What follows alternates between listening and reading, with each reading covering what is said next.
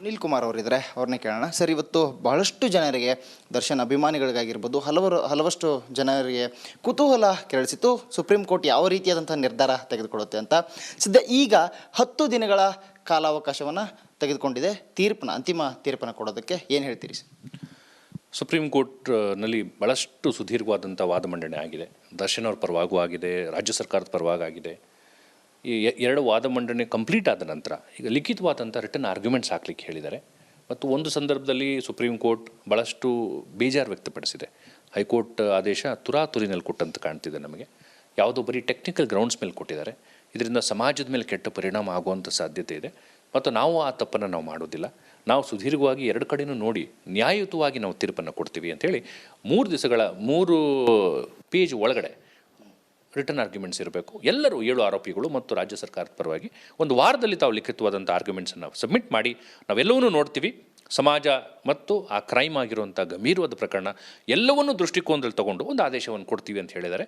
ಹಾಗಾಗಿ ನಾವು ಇನ್ನೊಂದು ವಾರ ನಾವು ಕಾದು ನೋಡಬೇಕಾಗುತ್ತೆ. ಅದು ಕೂಡ ಸುಪ್ರೀಂ ಕೋರ್ಟ್ ನ್ಯಾಯಾಧೀಶರ ವಿವೇಚನೆಗೆ ಬಿಟ್ಟು ವಿಚಾರ. ಬೇಲ್ ಕೊಡೋದು, ಬೇಲ್ ರಿಜೆಕ್ಟ್ ಮಾಡುವಂಥದ್ದು ಅವರ ವಿವೇಚನೆಗೆ ಬಿಟ್ಟು ವಿಚಾರ. ನಾವು ಒಂದು ವಾರ ಕಾದು ನೋಡೋಣ ಅಂತ ನನ್ನ ಅಭಿಪ್ರಾಯ. ಸರ್, ಎಲ್ಲ ಪ್ರಕರಣಕ್ಕೂ ಮತ್ತು ಈ ಪ್ರಕರಣಕ್ಕೂ ನಾವು ಹೋಲಿಕೆ ಮಾಡೋದಾದರೆ ಭಾಳಷ್ಟು ದೊಡ್ಡದಾದಂಥ ಚಾರ್ಜ್ ಶೀಟ್ನ ಸಲ್ಲಿಕೆ ಮಾಡಿದರು. ಪ್ರತ್ಯಕ್ಷದರ್ಶಿಗಳಿದ್ದರು. 164 ಸ್ಟೇಟ್ಮೆಂಟ್ಗಳನ್ನ ಕೂಡ ದಾಖಲು ಮಾಡಿದರು. ಆದರೂ ಕೂಡ ಇಷ್ಟೆಲ್ಲ ಇದ್ರೂ ಕೂಡ ಯಾವ ರೀತಿಯಾಗಿ ಜಾಮೀನು ಕೊಟ್ಟರು ಅನ್ನುವಂಥ ಒಂದು ಪ್ರಶ್ನೆ ಮಾಡ್ತಾರೆ ಸುಪ್ರೀಂ ಕೋರ್ಟ್ ಜಡ್ಜಸ್. ಇದರ ಜೊತೆಗೆ ಈ ಸಾಕ್ಷ್ಯಾಧಾರಗಳು ಇದ್ದರೂ ಕೂಡ ಟ್ರಯಲ್ ಕೋರ್ಟ್ನಲ್ಲಿ ಈ ರೀತಿಯಾದಂಥ ಘಟನೆಗಳು ನಡೆದಿರುವಂಥದ್ದನ್ನು ಉದಾಹರಣೆಗಳನ್ನ ಹೇಳ್ತಾರೆ. ಆದರೆ ಹೈಕೋರ್ಟ್ ಈ ರೀತಿಯಾದಂಥ ನಿರ್ಧಾರವನ್ನು ತೆಗೆದುಕೊಂಡಿದೆ, ಇದನ್ನು ನಂಬಲಿಕ್ಕೆ ಸಾಧ್ಯವಿಲ್ಲ ಅನ್ನುವಂಥ ರೀತಿಯಲ್ಲಿ ಅವರು ಹೇಳುವಂಥದ್ದು. ಈ ಬಗ್ಗೆ ಏನು ಹೇಳ್ತೀರಿ? ನೋಡಿ, ಇದು ಸುಪ್ರೀಂ ಕೋರ್ಟ್ ನ್ಯಾಯಾಧೀಶರು ಪಾಪ ಅವರ ಒಪಿನಿಯನ್ನ ಎಕ್ಸ್ಪ್ರೆಸ್ ಮಾಡಿದ್ದಾರೆ ಬೇಲ್ ಆರ್ಗ್ಯುಮೆಂಟ್ಸ್ ಸಮಯದಲ್ಲಿ. ಹೈಕೋರ್ಟ್ ನ್ಯಾಯಾಧೀಶರು ಕೊಟ್ಟಂಥದ್ದು ತೀರ್ಪು ಏನು ಕೊಟ್ಟಿದ್ದಾರಲ್ಲ, ಅದು ಅವರ ವಿವೇಚನೆಯನ್ನು ಬಳಸಿ ಅವ್ರು ಕೊಟ್ಟಿರ್ತಾರೆ. ಈಗ ಪ್ರತಿಯೊಬ್ಬ ನ್ಯಾಯಾಧೀಶರು ಕೂಡ ಒಂದು ವ್ಯೂ ಪಾಯಿಂಟಲ್ಲಿ ಒಂದು ಆದೇಶವನ್ನು ಕೊಡ್ತಾರೆ. ಆ ವ್ಯೂ ಪಾಯಿಂಟ್ ಅಥವಾ ಆದೇಶ ನಿಮಗೆ ಡಿಸ್ಸ್ಯಾಟಿಸ್ಫ್ಯಾಕ್ಷನ್ ಇದ್ದರೆ ಅಥವಾ ನಮಗೆ ಅದರಿಂದ ಭಿನ್ನಾಭಿಪ್ರಾಯ ಇದ್ದರೆ ನಾವು ಅದನ್ನು ಚಾಲೆಂಜ್ ಮಾಡಲಿಕ್ಕೆ ನಮ್ಮಲ್ಲಿ ಒಂದು ಸಿಸ್ಟಮ್ ಇದೆ. ಹೈಕೋರ್ಟ್ ಆದೇಶ ನಮಗೆ ಸರಿ ಇಲ್ಲ ಅಂದರೆ ನಾವು ಸುಪ್ರೀಂ ಕೋರ್ಟ್ಗೆ ಹೋಗ್ತೀವಿ. ಹಾಗಂತ ತೀರ್ಪೇ ಸರಿ ಇಲ್ಲ ಅಂತ ನಾವು ಹೇಳಲಿಕ್ಕಾಗಲ್ಲ. ಒಂದು ಎಲ್ಲ ಆಯಾಮಗಳಲ್ಲೂ ಕೂಡ ಜಡ್ಜ್ಗಳು ಅದನ್ನ ಕನ್ಸಿಡರ್ ಮಾಡಿ ಆದೇಶನ ಕೊಡ್ತಾರೆ. ಹೈಕೋರ್ಟ್ ಕೊಟ್ಟಂಥ ತೀರ್ಪು ಅದು ಕೂಡ ಸುಪ್ರೀಂ ಕೋರ್ಟ್ನ ತೀರ್ಪನ್ನು ಬೇಸ್ ಮೇಲೆ ಬನ್ಸಲ್ ಅನ್ನೋರ ಕೇಸಲ್ಲಿ ಹೇಳ್ತಾರೆ ಗ್ರೌಂಡ್ಸ್ ಆಫ್ ಅರೆಸ್ಟನ್ನು ಕೊಡಬೇಕು. ಯಾವುದೇ ಆರೋಪಿಯನ್ನು ತಾವು ಅರೆಸ್ಟ್ ಮಾಡಬೇಕಾದ್ರೆ ನೀವು ಗ್ರೌಂಡ್ಸ್ ಆಫ್ ಯಾವ ಕಾರಣಕ್ಕೆ ನಿನ್ನ ಅರೆಸ್ಟ್ ಮಾಡ್ತಾ ಇದ್ದೀವಿ, ಈ ಕಾರಣಗಳ grounds of arrest, memo of arrest, ಅವರು ಫ್ಯಾಮಿಲಿಗೆ ಇನ್ಫಾರ್ಮ್ ಮಾಡಬೇಕು. ಈ ಟೆಕ್ನಿಕಲ್ ಗ್ರೌಂಡ್ಸ್ ಮೇಲೆ ಜಾಸ್ತಿ ಕಾನ್ಸಂಟ್ರೇಟ್ ಮಾಡಿ ಹೈಕೋರ್ಟ್ ತೀರ್ಪನ್ನು ಬಂದಿದೆ. ಬಟ್ ಸುಪ್ರೀಂ ಕೋರ್ಟ್ ಹೇಳುವಂಥದ್ದು ಬರೀ ಅದನ್ನು ನೋಡೋದೇ ಸಾಲದು, ಮೆರಿಟ್ಸ್ ಮೇಲೆ ಕೂಡ ತಾವು ನೋಡಬೇಕಿತ್ತು. ಈ ಪ್ರಕರಣ ಇಷ್ಟು ಗಂಭೀರವಾದಂಥ ಪ್ರಕರಣ, ಒಂದು ವ್ಯಕ್ತಿಯ ಕೊಲೆ ಆಗಿದೆ, ಇಡೀ ಸಮಾಜ ಅದು ನೋಡ್ತಾ ಇದೆ ಮತ್ತು ಕೊಲೆ ಆರೋಪಿ ಸ್ಥಾನದಲ್ಲಿ ನಿಂತಿರೋರು ಸಮಾಜಕ್ಕೆ ಮಾದರಿಯಾಗಿ ನಿಂತಿದ್ದಾರೆ. Is a model to the society, is a famous film star. ಹಾಗಿದ್ದಾಗ ಇಡೀ ಸಮಾಜ, ಯುವಕರು, ಇಡೀ ಯುವ ಜನತೆ ಅದನ್ನು ನೋಡ್ತದೆ. ಹಾಗಾಗಿ ಒಂದು ಮೆರಿಟ್ಸ್ ಮೇಲೆ ಕೂಡ ತಾವು ಅದನ್ನು ಕನ್ಸಿಡರ್ ಮಾಡಿ whether it's a very fit case to grant bail or not ಅನ್ನೋದು ನೋಡಿದಿರಾ. ಬರೀ ಟೆಕ್ನಿಕಲ್ ಗ್ರೌಂಡ್ಸ್ ಮೇಲೆ ತಾವು ನೋಡಿರೋಂಥದ್ದು ಎಲ್ಲೋ ಒಂದು ಕಡೆ ಹೈಕೋರ್ಟ್ ತಪ್ಪು ಮಾಡಿದೆ ಅಂತ ಹೇಳಿ ಒಂದು ಸ್ಪಷ್ಟವಾದಂಥ ಒಪಿನಿಯನ್ ಸುಪ್ರೀಂ ಕೋರ್ಟ್ ಕೊಟ್ಟಿದೆ. ಅದು ಸುಪ್ರೀಂ ಕೋರ್ಟ್ ನ್ಯಾಯಾಧೀಶರ ಒಪಿನಿಯನ್ನು. ಅಲ್ಟಿಮೇಟ್ಲಿ ಈ ಒಪಿನಿಯನ್ನು, ಈ ವಾದ ಮಂಡನೆ ಎರಡನ್ನೂ ನೋಡಿ ಕೊನೆಯದಾಗ ಏನು ಆದೇಶ ಕೊಡುತ್ತೆ ಅಂತ ನಾವೆಲ್ಲರೂ ಕಾದು ನೋಡಬೇಕು. Thank you. ಇದಿಷ್ಟು ಸುನೀಲ್ ಕುಮಾರ್ ಅವರ ಮಾತಾಗಿರುವಂಥದ್ದು. ಕ್ಯಾಮ್ರಾ ಪರ್ಸನ್ ಶಿವು ಜೊತೆ ಅರವಿಂದ್, ರಿಪಬ್ಲಿಕ್ ಕನ್ನಡ, ಬೆಂಗಳೂರು.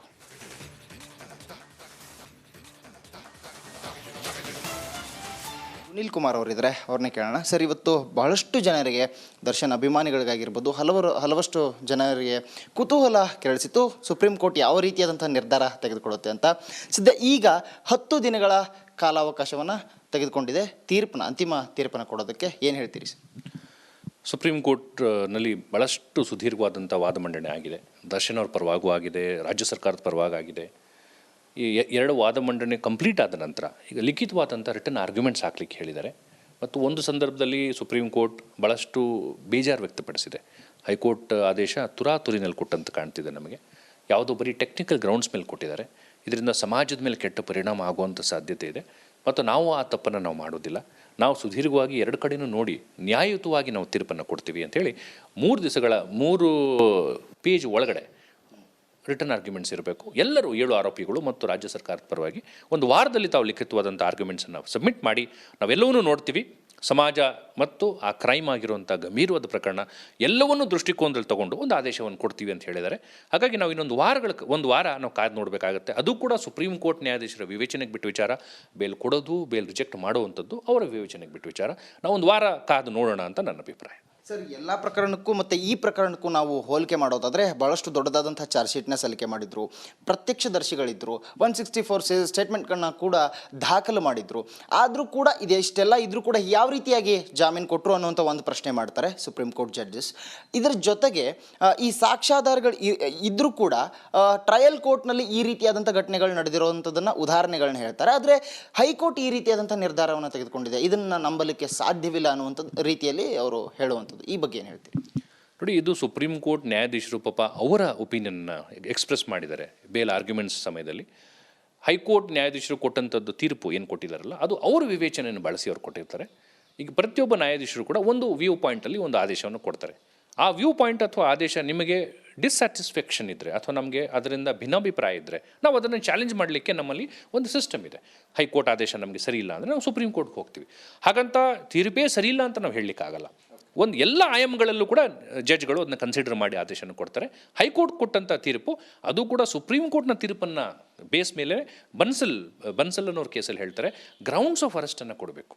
ಯಾವುದೇ ಆರೋಪಿಯನ್ನು ತಾವು ಅರೆಸ್ಟ್ ಮಾಡಬೇಕಾದ್ರೆ ನೀವು ಗ್ರೌಂಡ್ಸ್ ಆಫ್ ಯಾವ ಕಾರಣಕ್ಕೆ ನಿನ್ನ ಅರೆಸ್ಟ್ ಮಾಡ್ತಾ ಇದ್ದೀವಿ, ಈ ಕಾರಣಗಳ grounds of arrest, memo of arrest ಅವ್ರ ಫ್ಯಾಮಿಲಿಗೆ ಇನ್ಫಾರ್ಮ್ ಮಾಡಬೇಕು. ಈ ಟೆಕ್ನಿಕಲ್ ಗ್ರೌಂಡ್ಸ್ ಮೇಲೆ ಜಾಸ್ತಿ ಕಾನ್ಸಂಟ್ರೇಟ್ ಮಾಡಿ ಹೈಕೋರ್ಟ್ ತೀರ್ಪನ್ನು ಬಂದಿದೆ. ಬಟ್ ಸುಪ್ರೀಂ ಕೋರ್ಟ್ ಹೇಳುವಂಥದ್ದು ಬರೀ ಅದನ್ನು ನೋಡಿದ್ರೆ ಸಾಲದು, ಮೆರಿಟ್ಸ್ ಮೇಲೆ ಕೂಡ ತಾವು ನೋಡಬೇಕಿತ್ತು. ಈ ಪ್ರಕರಣ ಇಷ್ಟು ಗಂಭೀರವಾದಂಥ ಪ್ರಕರಣ, ಒಂದು ವ್ಯಕ್ತಿಯ ಕೊಲೆ ಆಗಿದೆ, ಇಡೀ ಸಮಾಜ ಅದು ನೋಡ್ತಾ ಇದೆ, ಮತ್ತು ಕೊಲೆ ಆರೋಪಿ ಸ್ಥಾನದಲ್ಲಿ ನಿಂತಿರೋರು ಸಮಾಜಕ್ಕೆ ಮಾದರಿಯಾಗಿ ನಿಂತಿದ್ದಾರೆ. Is a model to the society, is a famous film star. ಹಾಗಿದ್ದಾಗ ಇಡೀ ಸಮಾಜ, ಯುವಕರು, ಇಡೀ ಯುವ ಜನತೆ ಅದನ್ನು ನೋಡ್ತದೆ. ಹಾಗಾಗಿ ಒಂದು ಮೆರಿಟ್ಸ್ ಮೇಲೆ ಕೂಡ ತಾವು ಅದನ್ನ ಕನ್ಸಿಡರ್ ಮಾಡಿ whether it's a very fit case to grant bail or not ಅನ್ನೋದು ನೋಡಿದಿರಾ. ಬರೀ ಟೆಕ್ನಿಕಲ್ ಗ್ರೌಂಡ್ಸ್ ಮೇಲೆ ತಾವು ನೋಡಿರೋಂಥದ್ದು ಎಲ್ಲೋ ಒಂದು ಕಡೆ ಹೈಕೋರ್ಟ್ ತಪ್ಪು ಮಾಡಿದೆ ಅಂತ ಹೇಳಿ ಒಂದು ಸ್ಪಷ್ಟವಾದಂಥ ಒಪಿನಿಯನ್ ಸುಪ್ರೀಂ ಕೋರ್ಟ್ ಕೊಟ್ಟಿದೆ. ಅದು ಸುಪ್ರೀಂ ಕೋರ್ಟ್ ನ್ಯಾಯಾಧೀಶರ ಒಪಿನಿಯನ್ನು. ಅಲ್ಟಿಮೇಟ್ಲಿ ಈ ಒಪಿನಿಯನ್ನು, ಈ ವಾದ ಮಂಡನೆ ಎರಡನ್ನೂ ನೋಡಿ ಕೊನೆಯದಾಗ ಏನು ಆದೇಶ ಕೊಡುತ್ತೆ ಅಂತ ನಾವೆಲ್ಲರೂ ಕಾದು ನೋಡಬೇಕು. Thank you. ಇದಿಷ್ಟು ಸುನಿಲ್ ಕುಮಾರ್ ಅವರ ಮಾತಾಗಿರುವಂಥದ್ದು. ಕ್ಯಾಮ್ರಾ ಪರ್ಸನ್ ಶಿವು ಜೊತೆ ಅರವಿಂದ್, ರಿಪಬ್ಲಿಕ್ ಕನ್ನಡ, ಬೆಂಗಳೂರು. ಕೋರ್ಟ್ನ ತೀರ್ಪನ್ನು ಬೇಸ್ ಮೇಲೆ ಬನ್ಸಲ್ ಅನ್ನೋರ ಕೇಸಲ್ಲಿ ಹೇಳ್ತಾರೆ, ಗ್ರೌಂಡ್ಸ್ ಆಫ್ ಅರೆಸ್ಟನ್ನು ಕೊಡಬೇಕು. ಯಾವುದೇ ಆರೋಪಿಯನ್ನು ತಾವು ಅರೆಸ್ಟ್ ಮಾಡಬೇಕಾದ್ರೆ ನೀವು ಗ್ರೌಂಡ್ಸ್ ಆಫ್ ಯಾವ ಕಾರಣಕ್ಕೆ ನಿನ್ನ ಅರೆಸ್ಟ್ ಮಾಡ್ತಾ ಇದ್ದೀವಿ, ಈ ಕಾರಣಗಳ grounds of arrest, memo of arrest ಅವ್ರ ಫ್ಯಾಮಿಲಿಗೆ ಇನ್ಫಾರ್ಮ್ ಮಾಡಬೇಕು. ಈ ಟೆಕ್ನಿಕಲ್ ಗ್ರೌಂಡ್ಸ್ ಮೇಲೆ ಜಾಸ್ತಿ ಕಾನ್ಸಂಟ್ರೇಟ್ ಮಾಡಿ ಹೈಕೋರ್ಟ್ ತೀರ್ಪನ್ನು ಬಂದಿದೆ. ಬಟ್ ಸುಪ್ರೀಂ ಕೋರ್ಟ್ ಹೇಳುವಂಥದ್ದು ಬರೀ ಅದನ್ನು ನೋಡಿದ್ರೆ ಸಾಲದು, ಮೆರಿಟ್ಸ್ ಮೇಲೆ ಕೂಡ ತಾವು ನೋಡಬೇಕಿತ್ತು. ಈ ಪ್ರಕರಣ ಇಷ್ಟು ಗಂಭೀರವಾದಂಥ ಪ್ರಕರಣ, ಒಂದು ವ್ಯಕ್ತಿಯ ಕೊಲೆ ಆಗಿದೆ, ಇಡೀ ಸಮಾಜ ಅದು ನೋಡ್ತಾ ಇದೆ, ಮತ್ತು ಕೊಲೆ ಆರೋಪಿ ಸ್ಥಾನದಲ್ಲಿ ನಿಂತಿರೋರು ಸಮಾಜಕ್ಕೆ ಮಾದರಿಯಾಗಿ ನಿಂತಿದ್ದಾರೆ. Is a model to the society, is a famous film star. ಹಾಗಿದ್ದಾಗ ಇಡೀ ಸಮಾಜ, ಯುವಕರು, ಇಡೀ ಯುವ ಜನತೆ ಅದನ್ನು ನೋಡ್ತದೆ. ಹಾಗಾಗಿ ಒಂದು ಮೆರಿಟ್ಸ್ ಮೇಲೆ ಕೂಡ ತಾವು ಅದನ್ನ ಕನ್ಸಿಡರ್ ಮಾಡಿ whether it's a very fit case to grant bail or not ಅನ್ನೋದು ನೋಡಿದಿರಾ. ಬರೀ ಟೆಕ್ನಿಕಲ್ ಗ್ರೌಂಡ್ಸ್ ಮೇಲೆ ತಾವು ನೋಡಿರೋಂಥದ್ದು ಎಲ್ಲೋ ಒಂದು ಕಡೆ ಹೈಕೋರ್ಟ್ ತಪ್ಪು ಮಾಡಿದೆ ಅಂತ ಹೇಳಿ ಒಂದು ಸ್ಪಷ್ಟವಾದಂಥ ಒಪಿನಿಯನ್ ಸುಪ್ರೀಂ ಕೋರ್ಟ್ ಕೊಟ್ಟಿದೆ. ಅದು ಸುಪ್ರೀಂ ಕೋರ್ಟ್ ನ್ಯಾಯಾಧೀಶರ ಒಪಿನಿಯನ್ನು. ಅಲ್ಟಿಮೇಟ್ಲಿ ಈ ಒಪಿನಿಯನ್ನು, ಈ ವಾದ ಮಂಡನೆ ಎರಡನ್ನೂ ನೋಡಿ ಕೊನೆಯದಾಗ ಏನು ಆದೇಶ ಕೊಡುತ್ತೆ ಅಂತ ನಾವೆಲ್ಲರೂ ಕಾದು ನೋಡಬೇಕು. Thank you. ಇದಿಷ್ಟು ಸುನಿಲ್ ಕುಮಾರ್ ಅವರ ಮಾತಾಗಿರುವಂಥದ್ದು. ಕ್ಯಾಮ್ರಾ ಪರ್ಸನ್ ಶಿವು ಜೊತೆ ಅರವಿಂದ್, ರಿಪಬ್ಲಿಕ್ ಕನ್ನಡ, ಬೆಂಗಳೂರು.